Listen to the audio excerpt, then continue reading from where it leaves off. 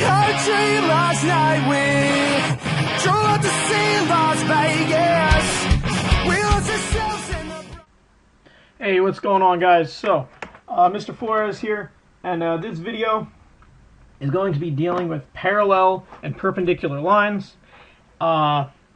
Like, before we can graph these or really talk about them, we have to know what the definitions are. So, if you remember, the definition of a parallel line are two lines that are straight and never touch.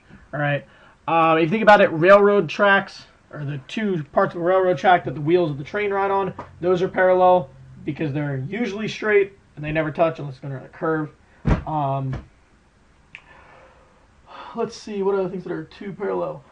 If you were driving down the highway or a big road and has those two solid lines in the middle, the two yellow solid lines, those are parallel because they're never going to touch. And then perpendicular are lines that intersect at a 90-degree angle. That is, they make a perfect corner. So if you have an L, the shape, like the letter L, the bottom left corner is those two line segments are perpendicular since they meet at a 90-degree angle. Also, two walls meet at a 90-degree angle as long as they're perfectly straight, and that's another definition of perpendicular. All right. So, but we're going to talk about parallel and perpendicular graphically. So, if we look here, we have two lines on a graph. There's a blue line and there's a red line. So, let's talk about, well, let's first find the slope and y-intercept of both lines. So since I already have red pen open, let's look at the red line. The y-intercept is 0, since it goes through our origin, and the slope is over 1 up 2, or 2 over 1, which is 2. Alright, now let's look at our blue line. The y-intercept is 2 over 1 again. Or no, that's a lie.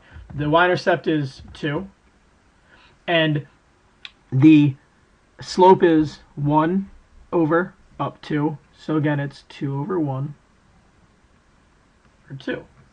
All right. So let's just look at those. Again, the slope of the blue line is 2. Y-intercept is 2. Slope of the red line is 2. Y-intercept is 0. Now, I hope some of you guys, if you don't remember, or this is the first time you're learning it, are kind of formulating an idea of the characteristics of two parallel lines in your head, but I'm not going to tell you just yet. I want to look at another example. So if you go here, we have a green line and a pink line. Let's look at the green line right here, and let's say that we find the slope and the y-intercept. All right, so let's say here the y-intercept is this point. I know it's not perfect, but we'll just say it is. So let's go up. We have 1, 2, 3. Actually, let's use this one. So we're up at 4, actually. And then the slope is going to be over 1 up 2. So 2 over 1, which is equal to 2. Sorry, dog bark in the background. Then we're going to go to the purple line, whose y-intercept is up here at 1. First, let me draw these. All right, the y-intercept is up at 1. And the slope is over 1 up 2. Let's say it goes through right there. So again, that's 2 over 1 is equal to 2. All right, so again, let's look at both of these lines, and we will talk about it.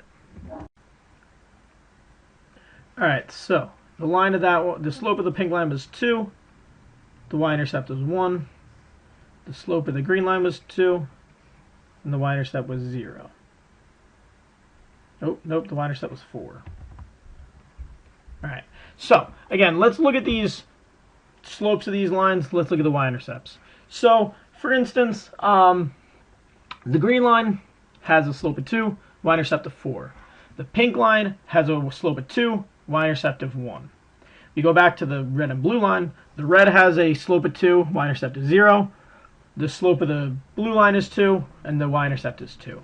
Now, the common thing that both of these things share is that parallel lines have the same slope but different y-intercepts. Right? That's a recurring theme of all parallel lines and all lines that are parallel. They will have the same slope but different y-intercepts. Now, if two lines have the same slope and the same y-intercept, it's obviously the same lines, then therefore it can't be parallel.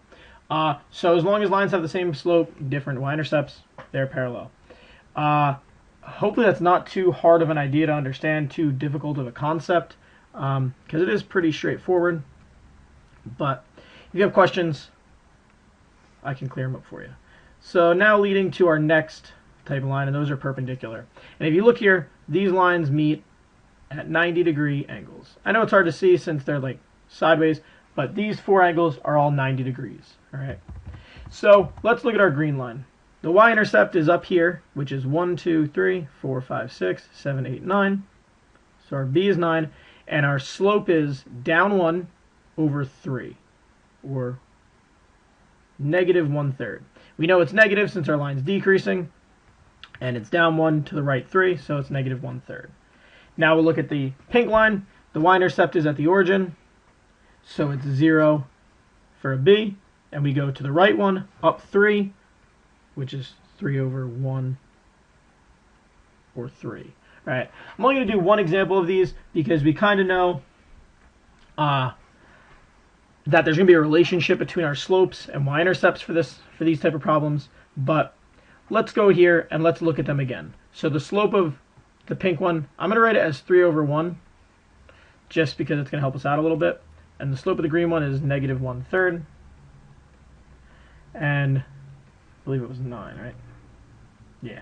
All right, so let's look here.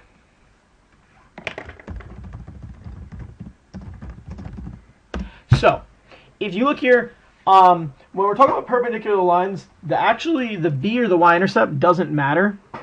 It's only the slopes we're concerned about. So if we look at our slopes, the green one's negative 1/3. The pink one is a positive 3 over 1. Right? Well, the first thing we know that these two numbers, negative 1/3 and positive 3 over 1, are opposites because one's positive, one's negative. Okay? So that's how the outward opposite comes into it. The second thing, if you have fractions and all you do is flip the fraction, the fancy term for that is reciprocal. So if you notice, the slope of the green is negative 1/3. The slope of the pink is 3 over 1, so therefore they're opposite reciprocal slopes. And if two lines are perpendicular, they have opposite reciprocal slopes. So just like parallel lines, there's a relationship between the slope. Except with perpendicular, we don't really mind or care too much about the y-intercept. All right. So if we go here, we look at this example. It's y equals 7/4 x minus 6, and y equals negative 4/7 x plus 12. The slopes are opposite reciprocals, so therefore these two lines are perpendicular. So they're perpendicular. All right. These two lines are perpendicular since their slopes are opposite reciprocals. Now if we look here at this one, again, it's 7 and 1/7. It's the one slope is 7, the other slope is negative 1/7. They're opposite reciprocals, so these two lines are perpendicular. Okay, but if we take away the negative sign and it's just positive 7x minus 4 and 1/7 x minus 4, these are not perpendicular because the slopes are not opposite. They're just reciprocals of one another. So you have to make sure the signs are different and they are reciprocal numbers in order for it to be perpendicular. All right. So just a quick recap. If we go back, parallel lines are straight lines that never touch. Perpendicular lines that are lines that intersect at a 90-degree angle. The slope of parallel lines are the same, but equations and lines have different y-intercepts. Perpendicular lines have opposite reciprocal slopes. All right. If you have any questions or need any clarification with this, come see me. Check out Derivative Dude, or you can also Google it. There are some documents for you guys to work on, so hopefully you had fun. And until next time.